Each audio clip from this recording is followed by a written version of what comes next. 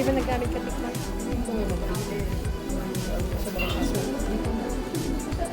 Nung kami kay awad ka ng simpan na, ang dalang tamang di rabi, di ba nibos mo?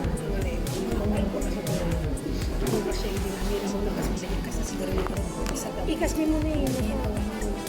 Kaya ka. Itry tanto man na rabiin. Hanggang tanto man na.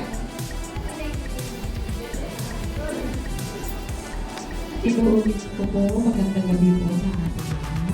Nandito po ngayong gabi ang St. Peter Life Planting Chapel upang makiramay po sa Lapitan Family.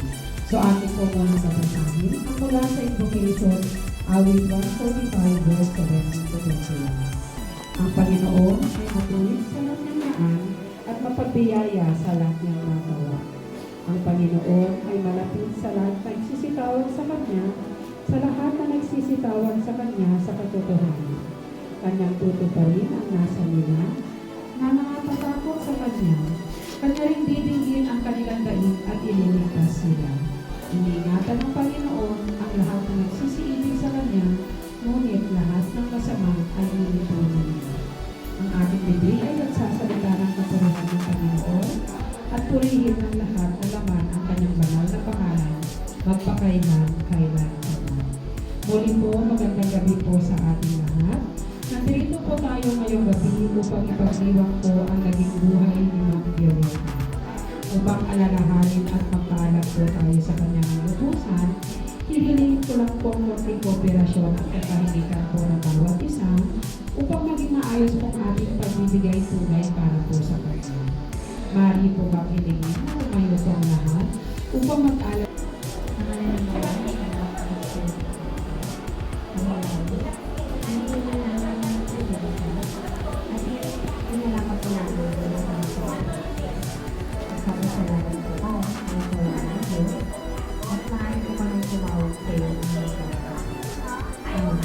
Tinatawag po namin kayo ngayon upang ipagpasalamat po ang naging buhay ni Ma'am Violeta dito po sa mundo ng Bago. Nawa po ay nabigyan namin ng halaga ang bawat pagkataon ng kasama namin sa Ma'am Violeta. Ngayon, ipinagdarantabi po namin ang balagang ito at pinapanalangin namin na kayo po nawa ang kanilang mga pagdaran sa mga pagkataon ng nilawang sila sa kanilang mga pagdaran. Kami po ay nalulukot sa pagkakaroon ng Violeta o yung mga nalulunod siya ay nagtingin ng pangalaman. Panginoon, maraming salamat sa inyo sa pagbabay ng salamat sa amin. Lahat po lang po ngayon ay namin sa ngalan ni Jesus. Amen. Maaari na po tayo pangko at pakinggan naman po natin ang nilalaman ng luma at bagong tipan.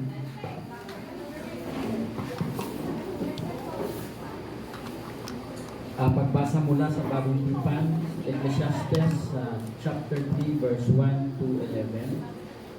May takdang panahon para sa lahat. Ang lahat sa mundong ito ay may kanya-kanyang panahon.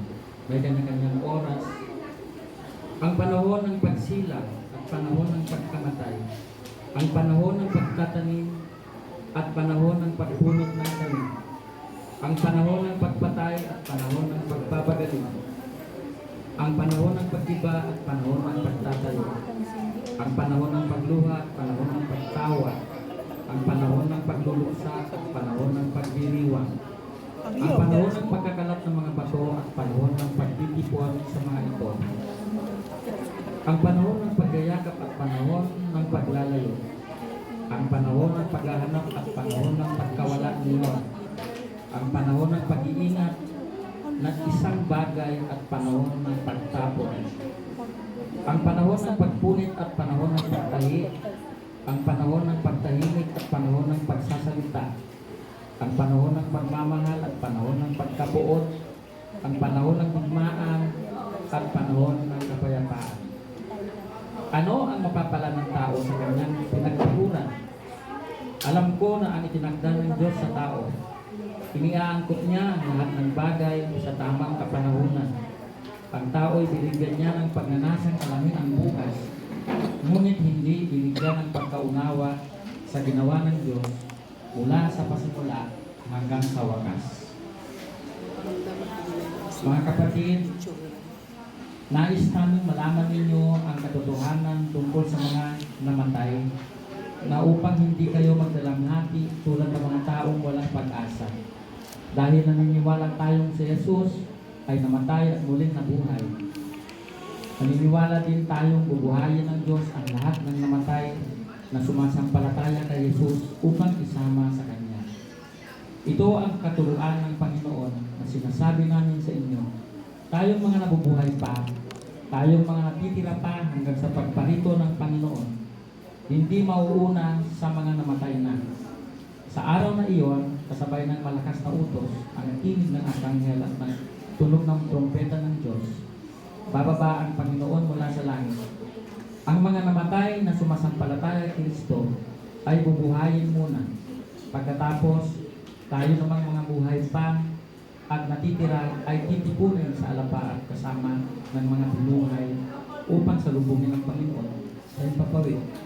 Sa ngayon, makakapiling natin siya magpakailanman. Kaya nga, palakasin ninyo ang loob ng bawat isa sa pamamagitan ng mga aral na ito. Ito ang salita ng Diyos. Salamat sa Diyos. At mula naman po sa Revelation 14-30, at narinig ko ang isang tinig na mula sa langit na nagsasabi, isulat mo, mapapalad ang mga patay na namamatay sa Panginoon mula ngayon. Oo, sinasabi ng Espiritu, upang sila'y magpahinga sa kanilang mga gawa, sapagkat ang kanilang mga gawa ay sumusunod sa kanila. Ito ang salita ng Diyos. Salamat sa Diyos.